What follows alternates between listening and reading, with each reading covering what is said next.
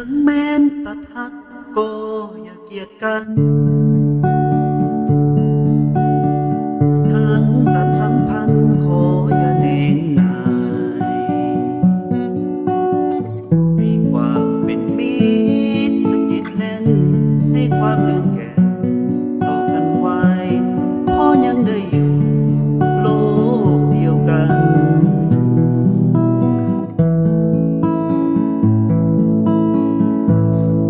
แม้นตัดหักก็อย่าประนามขออย่าได้ทำให้ใจเธอวันอยู่อย่างเป็นมิตรกันดีกว่าคืนมัวเครื่องโผต่อกันนั้นคงโสมโศกสันตลอดไปบางทีวันหนึ่งเข้าใจกันวันหนึ่งเกิดสงสารวันนั้นคงอายคิดจะหาคืนคงเกรงใจแน่งสู้เป็นมิตรต่อกันไว้ดีกว่า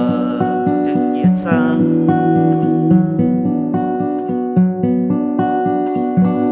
สูญสิ้นความฮักก็อย่าใจดำขออย่าสร้างกรรมไว้เป็นหอยดาปล่อยความเจ็บแค้นให้สิ้นสุดหัวใจจงอยู่อย่าเมินมางแม้นสิหากยังอย่าเกลียดกัน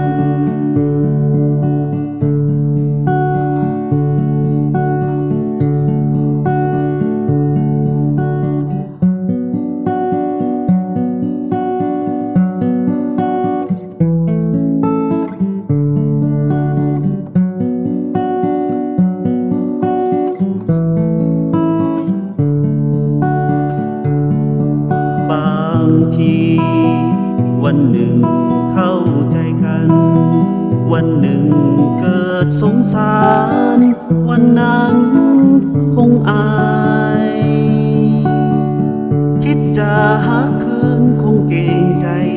แน่งสู้เป็นมิตรต่อกันไว้ดีกว่าจะเกลียดชัง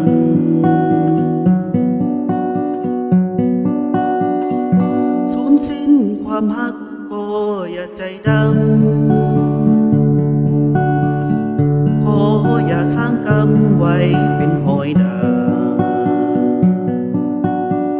ปล่อยความเจ็บแค้นให้สิ้นสุดหัวใจจงอยู่อย่าเมินมางแม้นสิหากยัง